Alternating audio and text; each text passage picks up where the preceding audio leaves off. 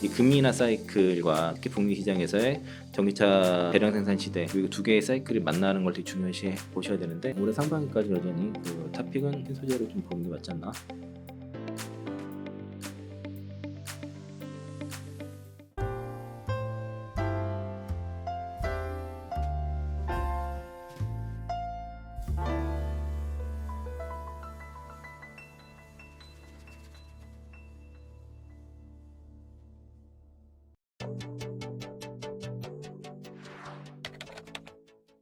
네, 안녕하세요. 저는 하이투자증권 그 강북 더블링 센터에서 근무하고 있는 그 이창환 영업부장이라고 합니다. 여기 한국은행에서 정리한 자료인데, 그 정책 결정, 경제 전망, 기자 간담회 내용들이 있는데요. 어쨌든 그 금리 자체는 동결을 했죠. 근데 이제 대체제표는 5월 발표한 대로 축소하기로 이제 만장일치로 결정을 했고, 그리고 이제 중요한 거는 이제 경제 전망 같은 경우가 어쨌든 그 3월 전망보다는 올렸다는 거예요. 물가 상승률을 소폭 상향 조정했고, 경제 성장률은 그 실업률도 이제 같이 동일하게 유지를 했다고 나와 있고, 그리고 이제 기자간담회가 가장 중요했습니다. 어차피 그 금리를 동결할 거라서 예상했기 때문에. 그래서 파월 의장은 어쨌든 그 전체적으로 약간 매파적이라는 얘기가 있긴 한데, 그러니까 현재 정책 기조가 충분히 제약적이고 금리 인하를 위해서는 2% 목표를 향해서 디스플레이션 진전에 대한 확실히 필요하다라고 이제 다시 강조한 거고요. 그러니까 뭐 예상한 대로였습니다. 그래서 특별히 변한 건 없는데, 여기 그 일단 그 여기 이제 하나증권에서 이제 김상원 애널리스트가 정리한 자료를 일단은 보면은, 일단 6월 FOMC 정책금리 7차례 연속 만장일치 동결했죠. 5.25에서 5.50.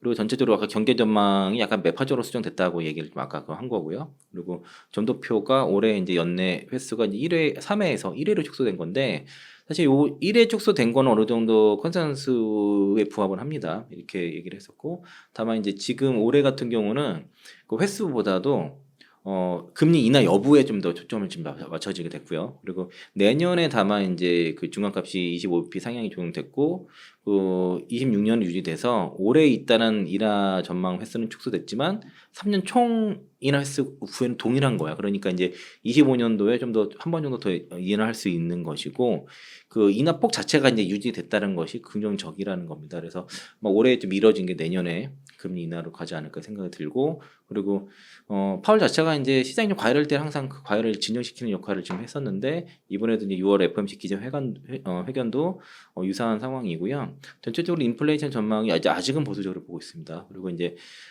지금 이제 6월 달보다도 이제 9월 인하가 대체로 지금 가능성을 보고 있고, 또 늦으면은 뭐 11월 달도 이게 있는데, 9월 인하로 보게 되면 6월 달, 그러니까 7월, 8월 달 그 경제 지표가 좀 중요하죠. 그래서 이제 지금 6월, 7월 달 특히 여기서는 이제 6월, 7월 달 경제 지표가 이제 대체로 인플레 지표가 양호하면은 9월 달 인하 가능하다고 좀 보는 것 같고요.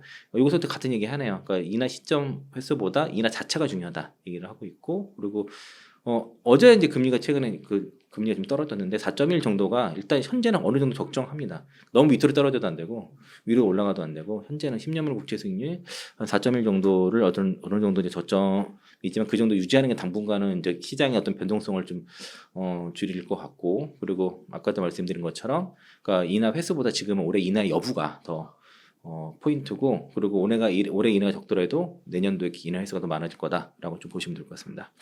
그래서 지금 그 FOMC 정책 금리 확률은 어떤 아직은 그 연내 이 두 차례 정도로 좀 보고 있어요. 확률은 두 차례 정도로 조금 높은데, 이게 대체로 뭐 두 번까지는 좀 무리있지 않을까, 한 번 정도 가능성이 좀 있는데, 일단 현재는 두 차례 정도 가능성으로 좀 반영한 상태고, 그래서 지금 이게 이 금리 얘기를 하는 이유가, 우리가 이제 그 2차 전지 투자하시는 분들이 특히 이제 개별주 말고 큰 종목들 그 섹터 대표주들을 투자하신 분들한테는 이 금리 인하 사이클과 또 특히 북미 시장에서의 전기차 그 대량 생산 시대, 이 두 개의 사이클이 만나는 걸 되게 중요시 보셔야 되는데, 그래서 이제 금리 인하가 언제 될지, 아니면 이제 앞으로 방향성 어떻게 될지를 계속 체크를 하셔야 되고요. 이게 이제 늦어지면 늦어질수록 사실 그 종목별 특히 대형주들 지수 관련 섹터를 대표하는 종목들, 그런 종목들의 반등이 좀 늦어질 수 있으니까 금리 인하 여부는 상당히 좀 체크를 해야 된다라고 말씀드리겠습니다. 실제로 지금 그 수출 데이터 위주로 아직은 이제 북미 시장의 캐파가 많이 더 구축된 게 아니다 보니까 여전히 수출 데이터가 중요한데 그 수출 데이터 기준으로 봤을 때는 좀 대체로 컨센 하회할 것을 보는 경향이 좀 있고요. 요게 이제 제가 이제 컴플라이언스 이슈상 이 증권사 리포트에 있는 내용에 가름해서 이제 얘기할 수밖에 없습니다. 개별 종목에 대해서는. 그래서 이제 증권사 내용을 가져왔고요. 배터리 3사 셀 3사를 보면은 엔솔 같은 경우는 어쨌든 매출은 전분기 대비 좀 늘고 영업이익이 좀 증가해서 어느 정도 컨센 부합할 거다라고 보고 있고 판가는 전분기 대비 20% 하락했지만은 판매량은 늘어나서 컨센 부합할 거다는 얘기를 하고 있고 제가 이제 파악한 거는 사실 지난해부터 그러니까 엔솔 영업이익이 올해 3조, 지금 또 2조 계속 2조 대 초중반으로 좀 내려갔는데 그때도 회사 쪽에서 들은 얘기가 올해 한 2조 정도 본다고 그랬었어요. 그게 AMPC 포함해서 그러니까 AMPC를 빼게 되면은 좀 남는 게 없을 수 있다. 다만 이제 25년도는 성장을 한다라고 좀 얘기를 했었고 그게 이제 지금 반영되는 거라 보시면 되겠고요. 이게 알아셔야 될 게 이제 그 엔솔 같은 경우가 원래 24년부터 26년까지 연간 그러니까 유럽이랑 북미 전체 다 포함해서 그 나갈 셀이 10억 셀 정도 원래 예정이었고요. 그게 이제 유럽 쪽 물량이 급감 좀 줄어들면서 그 24년에서 26년까지 나가기로 한 셀이 지금 9억 셀로 정해져 있습니다. 그러니까 어느 정도 나갈 물량은 정해져 있어요. 이게 전체적으로. 그래서 이제 그게 이제 그리고 하반기에 이제 GM이랑 판매 쪽이 어떻게 될 건지 GM은 상당히 기대가 되는데 그 외의 업체들은 그러니까 그 엔솔의 이제 그 고객사들은 좀 그 아직은 좀 봐야 될 것 같아요. 그러니까 이제 일단 기대감은 GM 쪽에 있다. 그 유럽향 아직도 약하다라고 얘기하고 있고 SDI 같은 경우도 지금 가장 견조할 거로 보고 있고요. 일단은 매출 5조 5천억 정도 보고 있고 영업이 3조 900억 전망인데 이거 하나 투자고요. 2분기에도 어쨌든 배터리 출하량은 증가한다. 전분기 대비해서 증가한다라고 예상하고 있고 SK우는 2분기도 여전히 적자. 그러니까 일단은 다만 이제 시장에서 어쨌든 기대하는 거는 올해만 잘 버텨내면은 내년에 성장 사이클을 기대할 수 있다는 것이고 그리고 하반기 흑자 계획은 그대로 일단 1분기 컨퍼런스 콜에서 유지를 했습니다. 최근 그래서 가장 좀 실적으로 자금 문제도 그렇고 가장 좀 실적으로 좀 고전하는 게 SK원이라고 보시면 되겠고요. 유일하게 적자이기 때문에 또 그런 것도 있고 양극재 쪽에서도 대체로 비슷한데 에코프로비행 같은 경우가 어쨌든 그 1분기 실적 설명회에서 그 상저 하중 정도를 기준점 정도로 얘기를 했거든요. 그러니까 상반기까지는 안 좋고 하반기부터 3분기부터 회복이 된다라고 얘기했고 리튬 가격의 레깅 효과도 이제 3분기부터 회복되는 시점이기 때문에 어쨌든 지금은 일단 영업 실적에 대한 바닥을 확인하는 시점이 대체로 이제 그 전보다 원래는 지난해 3분기부터 안 좋을 때부터 4분기가 저점 또 4분기 때는 1분기 저점 이렇게 가다가 2분기 정도로 좀 저점을 좀 보는 것 같고 그리고 일단은 그동안 원재료 가격 하락에 대한 문제 그 부정의 레기 효과는 2분기에 대부분 다 반영될 것으로 보여지고요. 그리고 일단은 그 상반기 쪽에 실제로 포드가 문제죠. 포드랑 SK온 쪽에 이제 부진이 있다 보니까 이런 고객사들의 그 전기차 전력 수정에 대해서 다소 이제 출하가 부정적으로 나오고 있는 상황이지만 어떤 장기적으로 봤을 때는 에코프로비엠이 SK온과 삼성 SDI 쪽에 그 바인딩 계약 물량들 있잖아요. 장기 계약 같은 물량들은 어쨌든 외형 성장에는 무리가 없어 보인다는 게 이제 메리츠 증권 쪽 의견이었고요. 포스코피체엠은 키움증권걸 가져왔는데 일단 지금 비용이 많이 발생하고 있는 것 같습니다. 그래서 인조견이라든가 신규 공장 가동에 따른 비용 발생으로 해서 일단은 2분기까지도 이제 뚜렷한 수익성 개선은 좀 제한될 것으로 보고 있고 그리고 포스코홀딩스 그러니까 하반기부터 그 포스코홀딩스를 통해서 이제 원재료 소싱이 되니까 이를 통해서 수익성이 개선이 될 것이라고 보고 있고요. 그리고 지금 북미 쪽에 얼템셀지 쪽에 물량이 많이 들어가다 보니까 그 M86 제품 요게 좀 확대가 되지만은 2분기 때 회복했던 N65 이 제품은 다소 감소될 것이라 보고 있고 그리고 2분기 그 N65 그 양극재 재고 조정으로 인해서 일시적으로 실적은 좀 감소할 것으로 좀 보지만 하반기는 좋을 거다라고 기대를 하고 있고요. 하반기가 기대되는 건 아무래도 얼텀셀지가 있기 때문에 그런 것 같아요. 그 GM이라든가 그리고 LNF가 가장 좀 힘들었던 거는 이제 재고죠. 리튬을 고가에 매수를 한 것 때문에 이게 따른 원가 부담으로 인해서 그 재고 평가 손실이 워낙 컸기 때문에 가장 실적이 이제 못하네요. 실적이 부진했고 그리고 여기 이제 수익성 개선되는 건 올해까지는 완전히 돌기는 어렵고 내년으로 예상을 하고요. 하반기부터는 뭐 고객사 신규 고객사들 더 많이 유치된다고 얘기를 하고 있고 그리고 테슬라가 최근에 그 2인칭 온토링 배터리 업그레이드를 했거든요. 소재 업그레이드를 해서 여기에 이제 동사 그 NCMA 95 니켈 95%이 제품이 어쨌든 꾸준히 증가할 것으로 생각이 들고 그리고 이제 3분기 3공장 가동되게 되면은 이제 4분기에 역대 최고 출하량 기록할 거다라고 보고 있어서 LNF가 하반기에도 좀 주가 반등 좀에 대한 기대감은 좀 있을 것 같고요. 코스모인 소재 같은 경우는 지금 그 저기 뭐냐 계속 이것도 못하네요. 그 LG화학 쪽에 단결적 소액경을 납품을 하거든요. 그게 다시 엔솔이라든가 GM으로 나가는데 거기다 엔솔로 가죠. 이게 이제 어차피 이제 그 얼텀셀즈 쪽으로 들어가는 거기 때문에 이게 납품 출하량은 좀 증가할 것으로 봐서 배터리 양극재 4사 중에서는 LG화학까지 합치면 5사죠. 양극재 기업 중에서는 2분기 실적이 제일 견조하다. 그러니까 전분기 대비해서도 2분기 실적이 올라갈 것 같고, 그리고 2분기 전방산업 이슈라든가 고객사 ESS 양 스펙 교체 등으로 인해서 여전히 성장이 나올 것 같고, 그리고 동사가 이제 증설을 하고 있는데 이게 10만 톤 캐파거든요. 그래서 올해 상반기가 목표예요. 10만 톤 캐파 증설을 하고 나서 이후에 이제 10만 톤 더 추가로 바로 그 공장 자기는 이제 그 본사 부지에다가 하고 2030년까지 30만 톤 얘기를 처음으로 했습니다. 그래서 이 목표다라는 거기 때문에 30만 톤 기준으로 향후에 이제 실적 장기 투자로 봤을 때는 실적을 바라봐도 되는데 당장은 일단은 올해까지 10만 톤, 이제 20만 톤 언제까지 하겠다는 계획 발표되면은 이제 그걸 가지고 이제 배류에이션 하시면 좋을 것 같아요.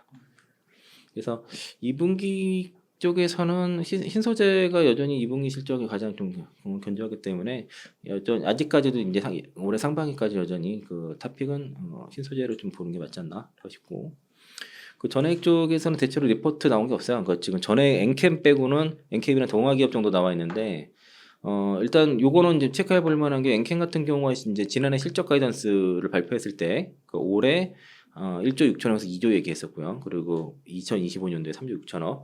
그리고 이제 중앙첨단 소재에서 통해서 알게 된 게 26년도가 5조 5천억 정도 이제 매출 가이던스를 줬거든요.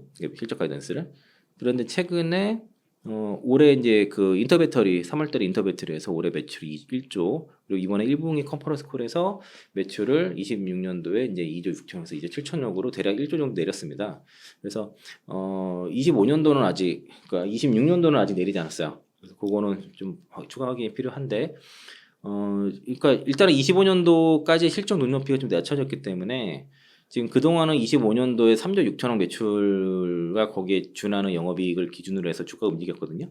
이거는 좀 조정이 필요하지 않나 장기적으로는. 다만 이제 26년도 캐파가 64만 톤인가 뭐 그런 거 북미 쪽만 감안한다 그러면은 그 시가를 길게 보면은 이제 뭐 투자에 대한 매력이 있지만 단기적으로는 조금 조정 가능성은 좀 늘려야지 좀 매수하기 좀 편하지 않을까라는 생각이 들어서 저도 고객분들한테는 이거 아직은 매수 단계가 아니라서 좀 기다리자라고 좀 말씀드리겠고요. 그때 매도했던 이유가 이제 요 그 실적 기준으로 해서 그래서 이 정도면 좀 제가 생각했던 그 시가총액이 있었거든요. 그게 왔었고 또 특정 리딩방에서 그 몰빵 들어오면은 매도하려고 계획을 잡고 있었는데 마침 원하는 시청과 그 뭐냐 투기 자본 그 어떤 투기 세력 투기 세력이 하기 좀 그렇다. 그러니까 투기적인 성향의 자금들이 들어왔기 때문에 거기에 이제 물량을 넘겨주는 그런 걸 했었고 또 저점 잡아서 다시 올라가면 매도하고 그래서 한 4번 정도 매매를 했던 것 같아요. 이제 36만 원, 5만 원 갔을 때 전량 매도하고 그리고 다시 22만 원대 사서 다시 이제 39만 원 가면 36, 39 갈 때 다 매도하고 다시 25, 26 사가지고 31, 33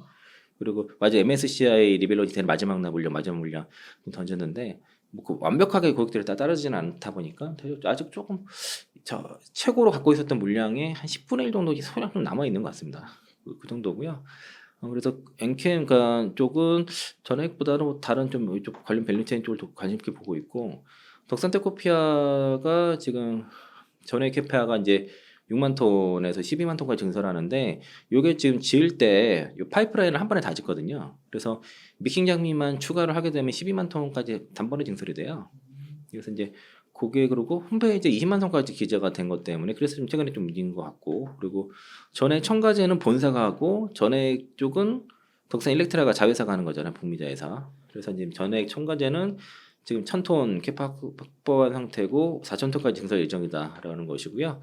또 최근에 그 삼성전자 쪽에 낸드 쪽의 업황이 좋아지는데 동사가 이제 그 낸드에 들어가는 소재 그 HCDS 요 매출이 증가할 것으로 예상이 되고요. 최근에 바이오 그 비만 치료제 관련 그 바이오 중환체 실적도 좀 기대가 되는데 다만 지금 아직 전액 쪽은 매출화 전 단계고 그리고 지금 그 얼마 전에 공시에서 그 전환 보유 중인 전환사채 125억 재매가 검토 중이다라고 얘기가 나오면서 최근에 좀 주가 좀 주춤하다가 어제 좀 급등 나왔다가 오늘 좀 쉬는 모습이네요. 그리고 솔블레홀딩스는 그 지난해 3월에 착공한 인디애나주 전액 공장이 완공 단계에 진입을 했고 고객사 요청에 따라 이르면 이제 연말부터 양산 돌입할 예정이다. 그리고 현재 생산 능력은 58,600톤인데 인디애나주 공장 가동되면은 13만 8,600톤 2배 이상 증가한다는 것이고요. 요 내용들은 다 그 기사에 있는 내용들입니다. 그리고 요거는 이제 회사에서 발표하는 내용들을 제가 정리한 거고 동아기업만 NH투자증권에서 리포트가 있는데 지금 요것만 지금 현재 매수기는 홀더로 돼 있어요. 그 업황 부진과 그 전액 부분의 전방 수요가 부진해서 단기 실적 둔화가 예상이 되고 그리고 목재 부분은 어쨌든 급격한 악화에 이제 가동률 조정이라든가 원가 절감을 대응해서 어쨌든 지금 여기 한정된 자원을 통해서 이제 전액 쪽에 투자를 하고 있는데 아직 그 사업 포트폴리오 재편이 좀 예상 대비 좀 순조롭지 않은가 봐요. 거기 좀 지연되는 것 같고 어쨌든 목재 부분은 2분기에 빠르게 흑자 전환할 거 예상되지만은 여전히 그 건설업계 관련되니까 업황 자체는 계속 부진할 것 같고 그리고 전액 부분 현재로서는 이제 전방 수요가 조금 다소 회사 입장에서는 부진하고 판가락으로 인해서 일단 단기 실적은 둔화가 전망이 된다라고 해서 최근에 못 움직이는 게 이제 그 NH 투자증권에서 리포트를 내면서부터 지금 그 주가가 못 움직이고 있습니다. 그래서 지금 요 증권사에서 목표가를 제시한 게 지금 동아기업 하나밖에 없어요. 나머지는 다 커버가 안 되거나 목표가 제시가 없는 그런 종목이다 보니까 이제 이상하게 제시된 것만 안 가네요. 그리고 동박 쪽은 솔루션단 소재는 볼 게 없을 것 같고요. SKC랑 롯데에너지 머티리얼즈를 보면은 동박 본업은 좀 다소 이제 올해까지는 좀 SKC가 좀 고전을 여전히 할 것 같고 25년도에 이제 실적 정상화 예상되고 캐파 강세도 25년도거든요. 그리고 그 말레이시아 공장이 거기서 인증에 이제 인증이 되게 되면은 그때부터 판매량이 증가에 따라서 수익성 개선이 정상화되면서 이제 4분기 흑자 전환 전망이다라고 이제 증권사에서 보고 있는데 IBK에서 그렇게 보고 있고 그리고 지금 화학 쪽 그 시장 회복에 따라서 주요 스프레드 회복으로 인해서 상조하고 실적이 하반기에 좀 좋다는 얘기를 하는데요. 근데 일단 동사가 이제 ISC라는 반도체 소재 업체를 인수를 해서 이게 이제 고부가 러버 소켓 판매 증가라든가 CMP 패드 수요 회복 등으로 해서 이제 그 ISC 쪽은 매분기 이제 증익 추세로 이제 갈 것 같고 중요한 거는 사실 지금 SKC가 움직이는 거는 그 글래스 기판 쪽이에요. 신사업 쪽에. 그래서 여기 이 부분이 제 앱솔루스로 해서 이제 인터뷰한 영상들이 이제 시장 화제가 되면서 먼저 올라가고 있고 지금 그 대체로 이제 동박보다도 유리기판 사업 자체가 주목을 받고 있고 급등을 하고 있고요. 좀 올해 그 연말에 이제 양산 시작이 되니까 그게 이제 지연되지 않는지 제대로 되는지가 앞으로 중요할 것 같고 그리고 1공장은 1공장보다 2공장이 한 5배 정도 크거든요. 캐파가 이제 1만 제곱미터에서 6만 제곱미터 2공장 짓게 되는데 거기 향후에 뭐 4개까지 질 수 있다고 이제 회사에서 이렇게 얘기를 그 언론상에 이게 나와 있거든요. 그래서 그거 4개까지 다지게 됐을 때에 그 회사의 이제 실적 업사이드는 되게 훨씬 크거든요. 그게 동박보다 더 큰 것 같습니다. 그래서 지금 SKC는 동박보다 유리기판으로 좀 관련주로 보는 게 맞겠다라고 볼 수 있겠고, 롯데 에너지 머티리얼즈는 지금 그 4분기부터 사실 엔솔이 지난해 4분기부터 그 SK 넥실리스 물량, SKC 쪽 물량을 좀 줄였어요. 그래서 롯데 쪽 거래가 좀 늘고 있고 의도적으로 지금 엔솔이 SKC를 좀 배제를 하고 롯데 에너지 머티리얼 쪽에 물량을 늘려주고 있고 그리고 옥창 공장에 들어가는 그 4680 원터리 배터리 이것도 동박은 롯데 에너지 거 쓰고 있습니다. 그래서 이제 하이엔드 동박이 지금 글로벌 시장 쪽에 공급을 진행이 되는데 일단 특히 북미 시장에서 하이엔드 동박은 슈타지가 날 거라고 회사 쪽에서 밝히고 있고 그리고 이게 올해 실적 1분기 바닥 형성 후에 하반기로 갈수록 개선될 거로 보인다라고 이제 키움증권에서 얘기를 하고 있고요. 그리고 그 북미 조인트벤처 램프업이라든가 그 주요 고객사들의 그 유럽 공연 출하가 확대가 되면서 매출 성장이 지속될 것으로 예상이 된다는 것이고 2분기가 중요한데 일단은 해외 경기사 품질 이슈로 인해서 반사 수요가 지속될 것으로 전망이 된다는 것이고 그리고 이제 최근에 이제 그 높은 원가의 재고 영향이라든가 구리 가격이 최근에 빠졌는데 요 며칠 빠지더라고. 근데 최근에 워낙 급등하다 보니까 일단 단기적인 영리이익 영향으로 인해서 수익성 개선은 2분기로 좀 제한될 것으로 좀 예상이 되는데 대체로 보면 이 본업 자체가 롯데가 좀 탄탄하게 됐어요. 지금 실적 자체는. 그래서 그러니까 동박으로 보시는 분들은 롯데에너지를 추천하시고 보시고 유리기판 쪽으로 좀 그거 포인트로 본다 하면은 얘가 실제 대장주니까 SKC 보시면 좋을 것 같습니다. 그날 사실은 뭐 트럼프 대통령 전 대통령 그 공화당 후보 전 대통령이 얘기한 것도 있지만 그날 에코프로 머틸리 블록도 이슈가 좀 더 이슈가 있었지 않나 싶고요. 여기 제 자료 준비한 거는 그 미래에셋에서 그 매크로 시황 담당 김석환 애널리스트가 이제 본인 텔레그램에 올린 내용인데 트럼프 전 대통령이 그 공화당 하원 공화당 의원과 만난 그 비공개 회의였어요. 비공개 회의에서 취임하면은 바이든 대통령이 전기차 정책을 취소하겠다고 이제 말한 용이 커 보인다 이렇게 코멘트를 했거든요. 그러니까 취임하면이죠. 그리고 비공개 회의라는 거예요. 요게 제 원문이고요. 그 원문을 제가 그냥 이게 갖고 왔는데 거기 그냥 그 번역기로 돌려서 그냥 번역을 했는데요. 여기 보면 the whole mandate 12 battery and electric is crazy 돼 있는 게 똑같이 지난번에 맨데이트라고 그랬거든요. 그러니까 이제 그 모든 전기차 의무 그 조항 뭐 이런 거 그런 거를 지금 그런 것들이 이제 그 배터리와 전기차에 대한 모든 그런 명령 그 의무 사항은 다 미친 짓이다라고 얘기를 한 거예요. 그걸 한 거고 이거를 이제 러스 풀처 하원 의원이 이제 인터뷰에서 트럼프의 발언을 의역을 한 거고요. 그리고 그러면서 이제 트럼프는 공식 석상에서 이걸 얘기하지 않았어요. 비공개 회의에서 얘기한 거를 지금 본인 인터뷰에서 얘기를 한 거라는 거죠. 그래서 실제로 보면은 트럼프가 IRA법을 폐기하겠다고 직접적으로 워딩을 한 적은 없습니다. 이제 그 정책에 그 걔네들 그 정책서에 그 내용은 있긴 한데 그 트럼프가 직접 얘기를 하지 않아요. 이게 왜 그러냐면 본인이 IRA법을 폐기한다 이렇게 얘기를 하면은 이거는 대선 전략에 불리합니다. 이게 바로 공격을 받을 수 있고 그리고 그 아래법의 수혜를 받는 보조금을 받는 지역의 대부분이 상당수가 이제 공화당 우세 지역 그리고 공화당 의원들이 있는 상원을 다 장악한 그런 지역들이 많기 때문에 그거는 당연히 불리하죠. 그러니까 이게 공식성에서 말하지 않았다는 게 되게 중요하다라고 좀 볼 수 있겠고요. 그리고 이제 그 대체로 보면은 이게 뭐냐면은 그 바이든 대통령이 사람들에게 전기차를 사도록 강요를 하고 있다고 불평했다는 거잖아요. 그러니까 이제 공화당 그러니까 그 민주당이 표현한 정책은 무조건 전기차를 사도록 의무화할 수는 없거든요. 법적으로 그거는 문제가 되니까 그래서 전기차를 사도록 그러니까 그 전기차를 많이 사도록 그 정책적으로 그런 이제 그 뭐 규제를 하는 게 좀 있는 거예요. 그 내연기관을 일부 좀 규제를 하는 거죠. 그 연비 규제라든가 이런 것들을 통해서 하는데 그 공화당은 전통적으로 이제 그런 것보다는 정부가 자꾸 개입해서 규제를 하는 것보다는 인프라를 더 잘 깔고 전기차 충전소라든가 그런 인프라를 구축을 통해서 사람들이 전기차 사고 싶으면 전기차 사고 내연기관차 사고 싶은 내연기관 사고 이런 걸 좀 더 선호를 하고요. 그래서 인프라 투자에 좀 더 중요시를 한다라고 그런 이해하시면 좋을 것 같고 사실 같은 얘기가 지난 3월달에 한번 있었어요. 이때도 똑같이 2차전 종목도 많이 빠졌는데 그때도 더 바이든스 그 일렉트릭 베스 그 베이클 맨데이트라고 얘기 나왔잖아요. 그래서 이제 여기 맨데이트의 의미 자체가 전기차 회사들이 지켜야 할 의무사 보조금은 그 서브시디라고 돼 있기 때문에 그 그때는 뭐 전기차 보조금 폐지 막 이거 이런 식으로 막 뉴스가 2배 되면서 오보가 나오면서 관련 2차전 종목들이 많이 빠졌었는데 결국에는 이제 그 자동차 회사들이 연비 규정을 통해서 자동차 회사들이 전기차 생산을 유도하는 조항으로 해석한 이 내용을 가지고 얘기를 한 것 같은데 사실은 이건 해석이지 정확히 바이든 행정부가 어떤 지시를 했는지에 대한 구체적으로 밝히지는 않았어요. 그러니까 이게 모호하다는 거죠. 이게 모호하게 이렇게 일부러 하는 거예요. 명확하게 얘기하면 그게 바로 공격의 대상이기 때문에 모호하게 얘기를 합니다. 모호하게 얘기하는데 이거를 국내 언론에서는 최대한 안 좋게 오역을 많이 한다라고 좀 볼 수 있겠고요. 전에도 제가 이런 내용을 많이 갖고 왔었는데 다시 한번 좀 반복을 해야 될 것 같아서 가져왔고요.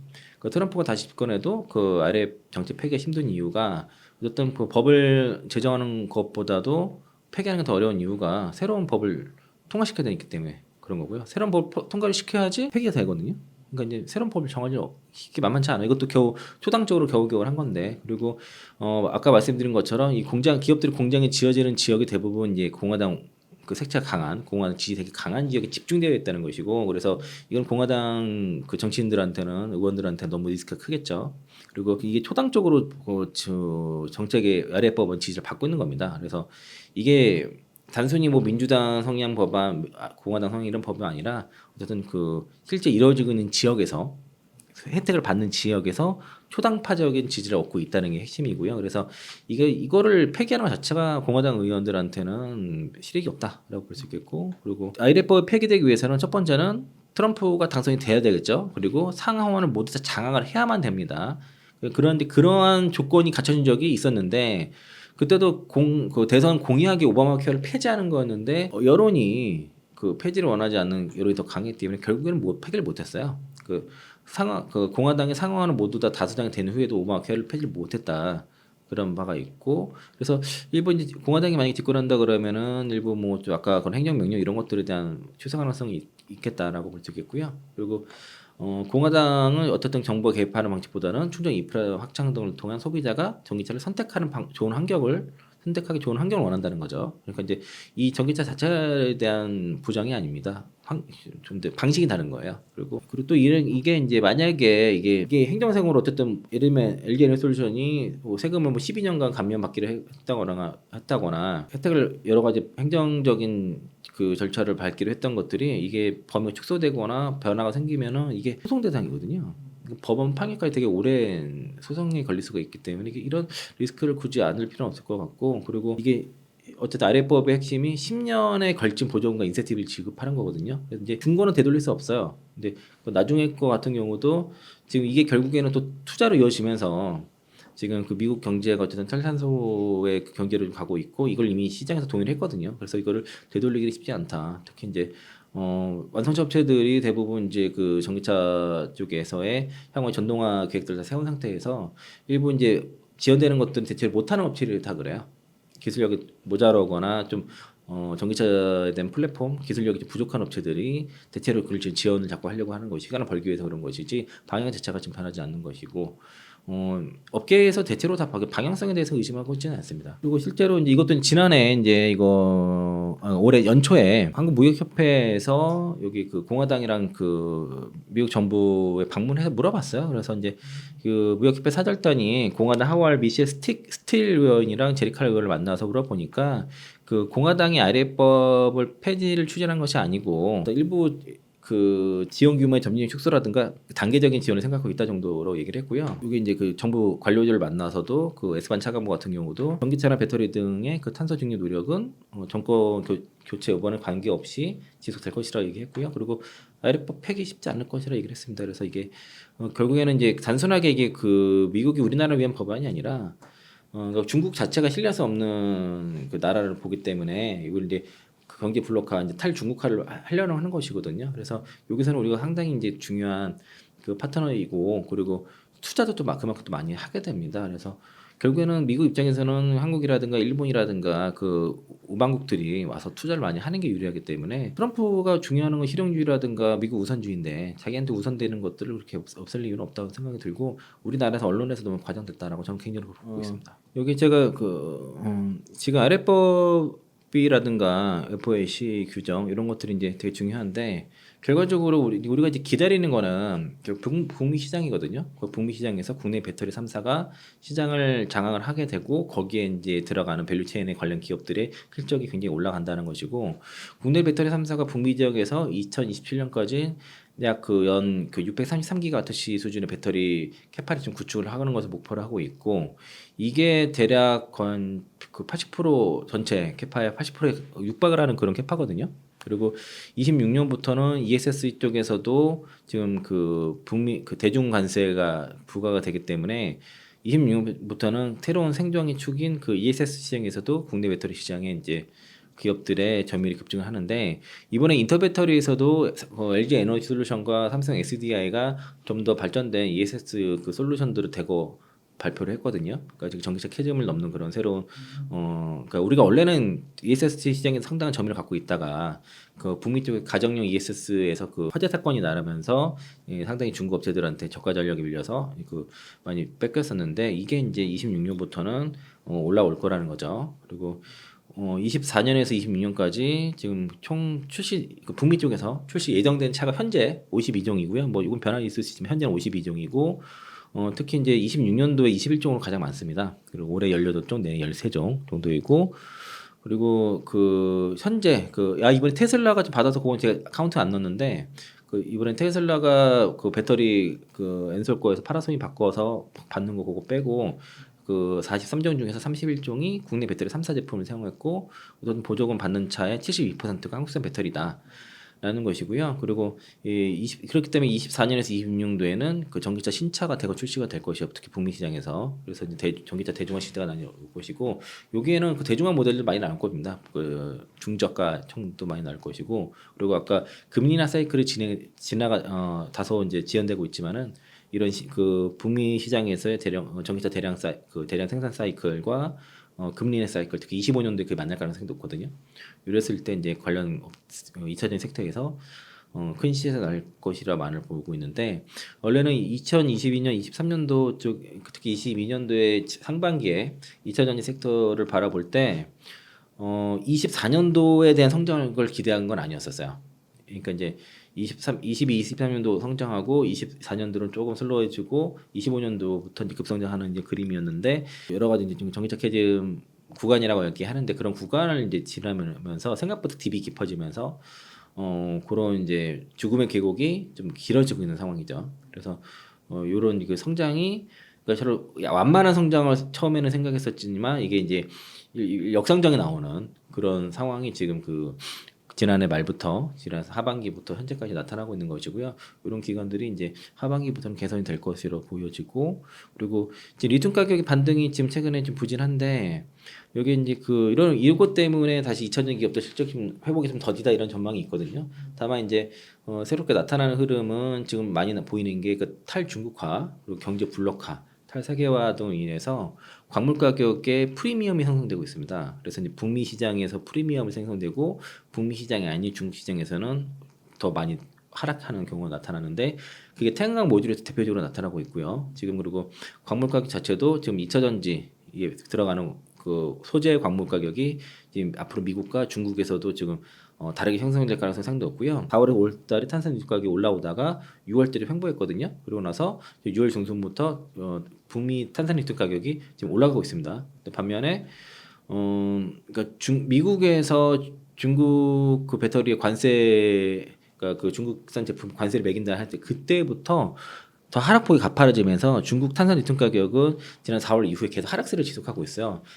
지금 요 며칠 어제 오늘 좀 하락을 멈추고선 좀 이렇게 반등을 시도는 하는데 지금 거의 2달 넘게 하락세를 이어왔거든요. 그러니까 이 얘기가 이제 앞으로 북미 시장과 중국 시장 내에서의 광물 가격, 여러 가지 배터리 가격, 그러니까 2차전지 제품 가격에 격차가 생길 것이고 북미 시장에서 프리미엄이 생긴다. 그래서 북미 시장에서는 이제 중국을 다 막아버리기 때문에 리튬 양극재 전해질염, 뭐 동박 알바 이런 것들 대부분의 2차전 소재가 공급 부족으로 갈 가능성이 높고 그렇기 때문에 2차전지 기업들 국내 2차전지 기업들의 제품 단가는 북미 시장에서 자연스럽게 프리미엄을 받을 수밖에 없습니다. 그래서 일본의 리튬 가격 뭐 $50, $60도 예상하는 이유가 수산화 리튬 기준으로 그런 이야기고요.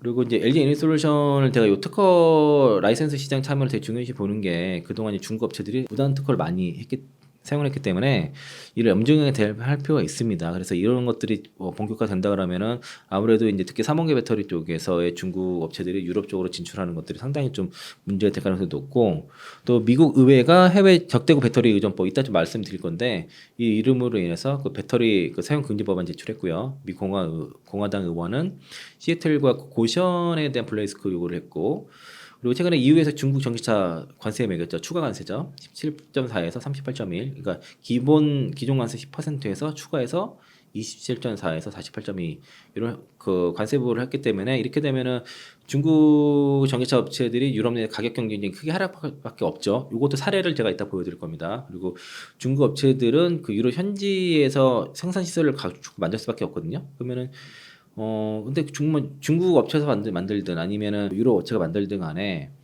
그만큼 가격 경쟁력이 떨어지게 되면은 중국 배터리를 쓰지 않는 차들이 더 많이 팔리겠죠. 그리고 또 그 유럽에서 생산을 많이 하려고 하다 보면은 그 안에서의 노동자를 고용을 하고 그 안에서 원부재를 조절을 하기 때문에 이런 식으로 지금 유럽과 북미 쪽에 글로벌 노차이나 존이 확대가 되고 있는 상황에서 그렇게 되면은 국내 기업들 거기 안에 공장이 있는 기업들은 더 수혜가 될 수밖에 없고 자연스럽게 우리 이제 특히 완성차 기업, 현대기아한테 기여가 되고 2차 전지 기업들한테도 기회가 열리겠죠. 그래서 장기적으로는 좀 우리가 이제 뭐 길게 보고 투자할 만한 가치가 있다고 생각 들고요.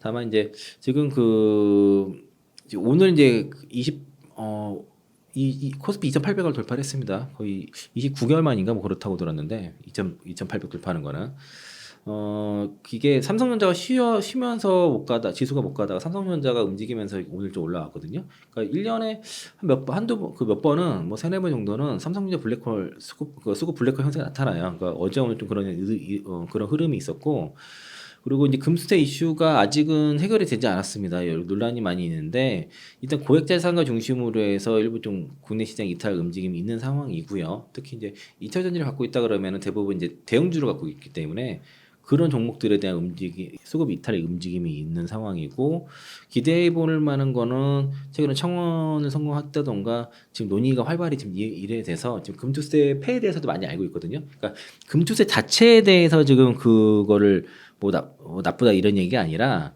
지금 도입하는 취지에 안 맞는 그런 독소 조항들이 너무 많기 때문에 그런 것들을 문제를 삼는 거거든요. 그리고 그래서 그런 것들이 충분히 다 조정이 된다 그러면은 뭐랄까 그게 되기 전까지는 어쨌든 일단 막는 게 맞다고 볼 수 있는데 다만 이제 아까 말씀드린 2025에서 26년도에 그 북미 시장에서의 그 K 배터리 성장성을 감안했을 때는 이런 금투세 이슈 때문에 나오는 그런 조정은 어떤 매수 기회가 된다라고 좀 보고 있고요.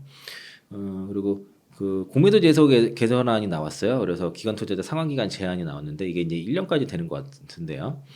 그럼 2025년도 3월 말에 3월 31일에 그 공매도가 제기가 된다 그러면은 1년이면은 그러면은 그 다음에 3월까지 안에는 갚아야 되거든요.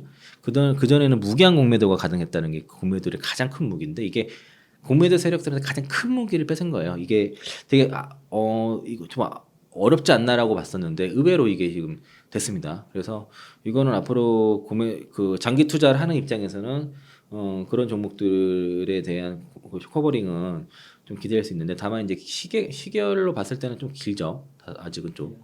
예, 그런 건 좀 있고 그리고 이제 밸류에이션 그 이사전 섹터를 공부하실 때는 이 밸류에이션을 반드시 하실 줄 알아야 되는데 그냥 누가 추천해서 내가 목표가 얼마 냈다고 그렇게 보시면 안 되고요. 저도 목표가 같은 예전에 낼 때도 보면은 과정을 다 일부러 다 보여드린 거예요. 변수가 매일 바뀌거든요. 그 하다못해 뭐 양극재 기업들 밸류 할 때도 그게 다 최근에 컨센이 다 깨졌지만은 뭐 기본적으로 이제 캐파에 그 생산량 잡고 그리고 거기에 이제 수율이라든가 그리고 영업이익률 잡고 그리고 거기에 이제 영업이익에서 얼마 줘서 이런 식으로 이제 시가총액 계산을 많이 하고 그러고 있는데 거기에 이제 변수가 뭐 광물 가격이래 리튬 가격 뭐 양극재 가격 그리고 환율 그리고 예를 들면은 지주사 같은 경우에는 거기서 지주사 할인율이 몇 퍼센트 갖고 있는지 그리고 그 안에서 그 자회사들의 별로 그 가치가 얼마인지를 다 계산을 해가지고 적정 시가총액을 다 계산해 봐야 되는데 이게 이제 변한단 말이에요. 그러니까 리튬 가격이 70달러일 때랑 지금 20달러도 안 하는 상황에서는 다른 거예요.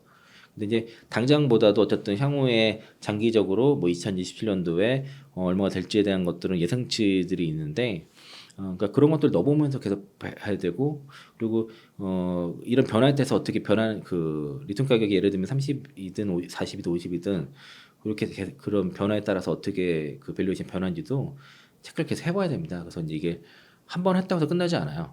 그래서 그걸 좀 해보실 것을 권유드리고요.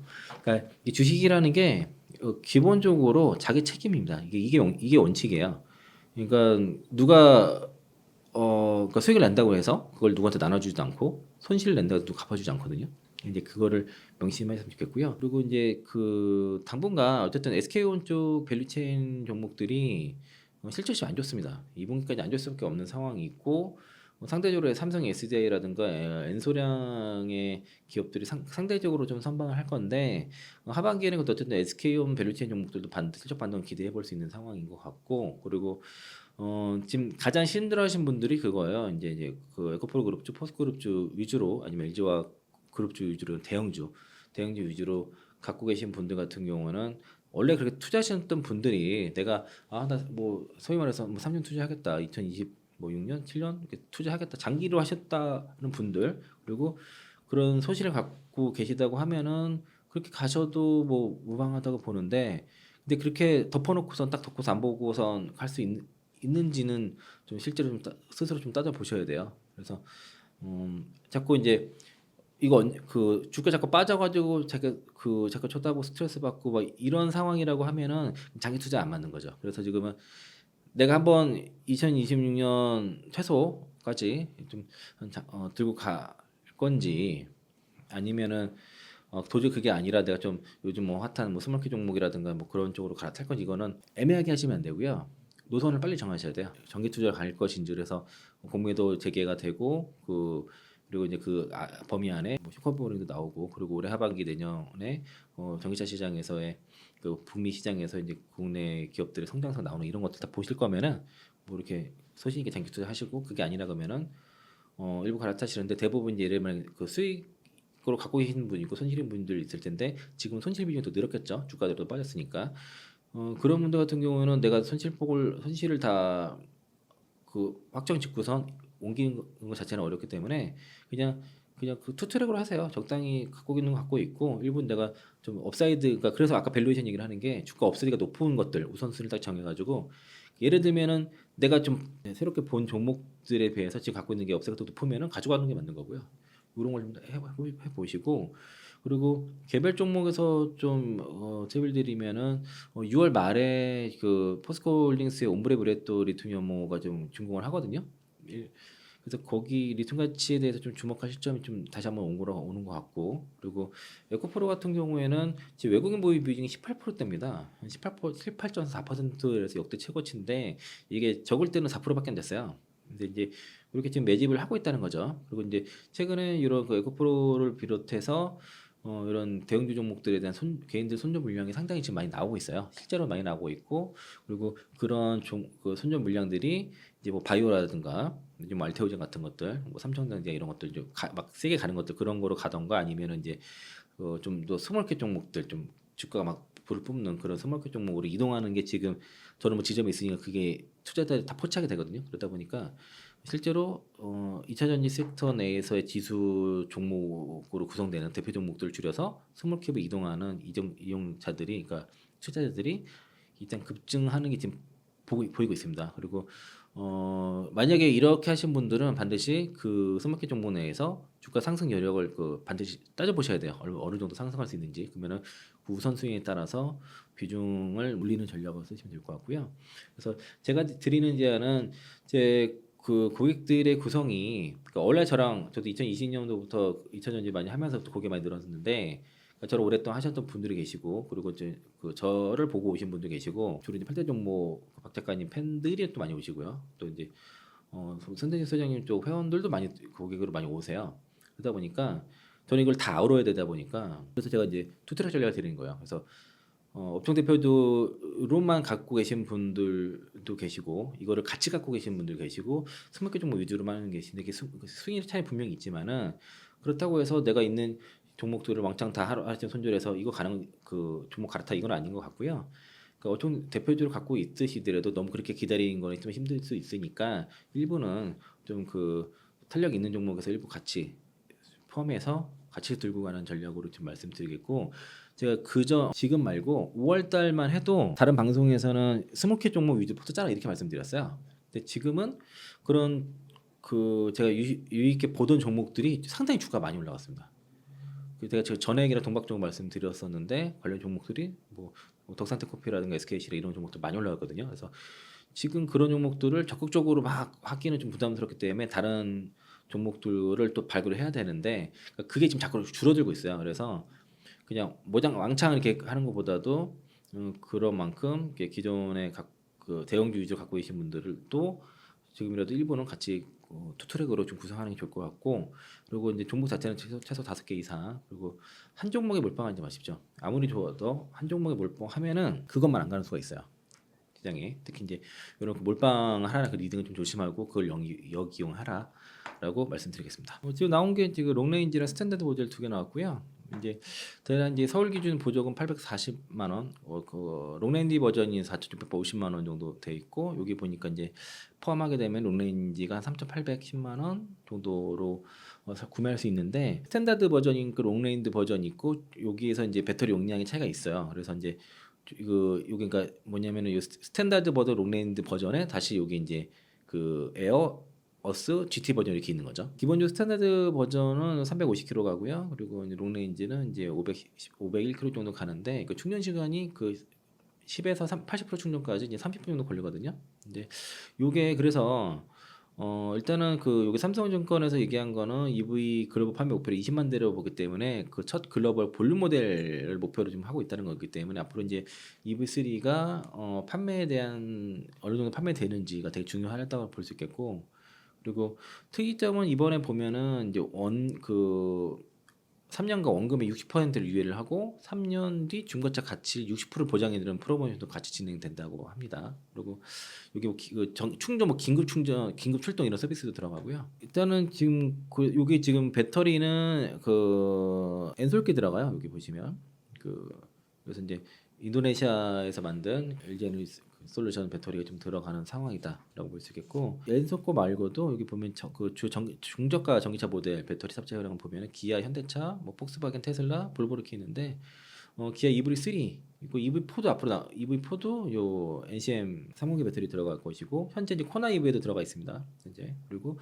폭스바겐 ID2, ID4도 4는 이제 SK온 게 들어가고요. 이제 그리고 2는 그 중국의 LFP 배터리로 예상을 하고 있는데 이거는 뭐 어떻게 될지 모르겠습니다. 그리고 테슬라 모델 Y도 이제 그 LFP 배터리 들어갔는데 최근에 이제 국내 거는 이제 그 3원기 배터리 들어간 게 지금 들어왔죠. 이런 모델들이 좀 있다라고 뭐 보시면 좋을 것 같아요. 그리고 그 EV3 배터리에 대해서 논란이 좀 있었는데, 이게 이제 이 오토기어랑 그 웨이슈에서 이제 그 EV3 그 탑재된 배터리가 처음에 뭐 그 79라고 했다가 그다음에 나중에 정정해서 그 281A라고 얘기를 했거든요. 이게 이제 그 바람에 이 충전 속도가 지금 생각보다 느린 거예요. 이게 문제가.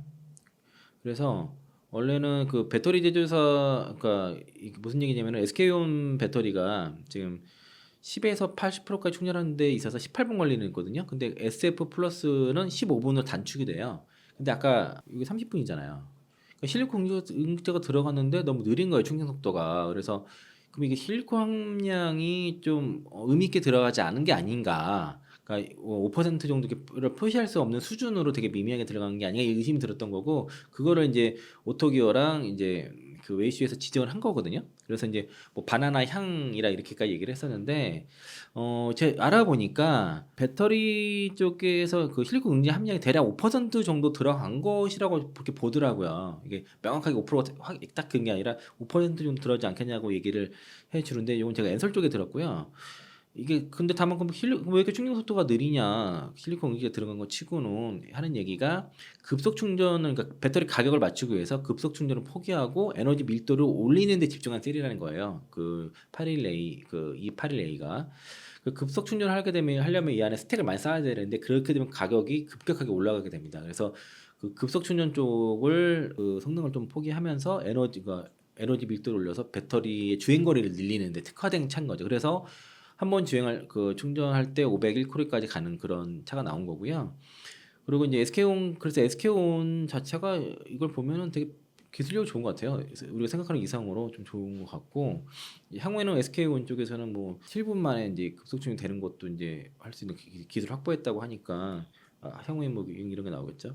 그 뭐 25년 하반기 출시 예정이라 예상을 하고 있는데, 대체로 지금 해치팩 모델이라고 예상하고 있습니다. 제가 뭐 예상 그림들 있는 것들을 가져와 봤는데요. 그러니까 모델 Y 미니 버전으로 대체로 보는 것 같고, 그리고 요게 이제 4680 원터리 배터리가 들어가겠죠. 그리고 이제 일회 충전해서 한 400km 정도, 402km 정도 주행 거리 가능할 것으로 예상을 하고 있는 상황인데 일단은 대체로 다 25년도 하반기 예상하고 있는 것 같아요. 근데 이것도 쉽지 않을 것 같고 가격도 예상은 한 3,400만 원 정도, 뭐 최대한 4천만 원대 정도로 보고 있는데 이게 출시가 잘 안 되는 문제 중에 하나가 일단은 배터리가 이거를 들어갈 4680 배터리 양산이 지금 충분하지 않다는 거고요. 그리고 그런 그 생산에 대한 지연, 그리고 공급망의 문제, 그리고 경쟁 차제에 비해서 이게 지금 중저가보다도 좀 비싼 게 있거든요.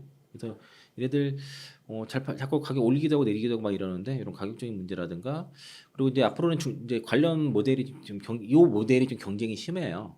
이 볼륨 모델이. 그리고 기술적인 문제도 있지 않나 여러 가지 이제 복합적인 얘기를 하고 있고 과연 이걸 할지 안 할지도 모르겠어요. 전략적인 변경이 있을 수 있고 여러 가지 고려를 하고 있는데 어쨌든 출시는 지금 하반기 쪽으로 지금 일론 머스크를 얘기를 하고 2025년 하반기를 얘기를 하고 있다 정도로 보시면 될 것 같습니다. 그 시장에서 지금 많이 기대하는 거는 이제 GM 쪽의 얼텀셀즈 모델들 많이들 기대를 하고 있는데 저는 개인적으로 좀 가장 부진한 쪽이 SK온이기 때문에 그 SK온 쪽이 앞으로 하반기 어떻게 살아남고 내년도에 더 좋아질지 대한 그림을 보면은 이게 이제 현대차와의 그 관계가 좀 중요한 것 같습니다. 여기 그 6월 10일자 설경제신문 뉴스를 보면은 그 SK온 미국 공장에서 그 현대 아이오닉 배터리를 만든다라고 되어 있고요. 그 여기 현대차 조지아 합작 공장에서 통해서 지금 335기가와트시에 대한 배터리를 이제 2025년 하반기부터 만들거든요. 근데 이제 일단 SK온이 이 조지아 공장 이 공장에서 여기가 원래 포드 전용 공장이었는데 이게 라인을 변경해 가지고 그래서 지금 현대차 전용으로 지금 그 라인을 개조 작업하고 있거든요. 그래서 이제 일부 라인은 앞으로 3개월 내에 이제 개조를 마친 후에 수차로 가동한다 봐서 이게 그전 10월 달 얘기를 하다가 이제 9월 달부터 이제 그러니까 현대 아이오닉이 10월 달부터 출시가 돼요.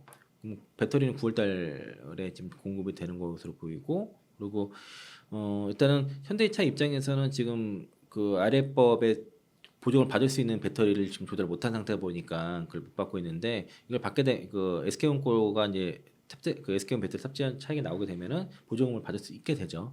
그리고 또 이제 조지아주에 건설 중인 그 전기차 전용 공장 자체가 이게 원래 가동이 내년 1분기였다가 올해 10월 달로 앞당겨졌거든요. 그러니까 그러면은 그거보다는 먼저 배터리를 받아야 되잖아요.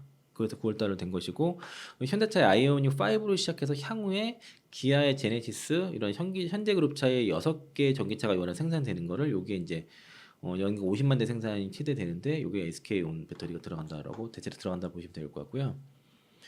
일부는 또 엔서 꽂아 들어가긴 합니다. 그리고 그렇게 해서 SK온과 현대차 그룹 간의 북미 시장에서 이거 지금 차 나와서 아이오닉 시리즈 판매가 어떻게 되는지 좀 주목해 보시면 될 것 같습니다.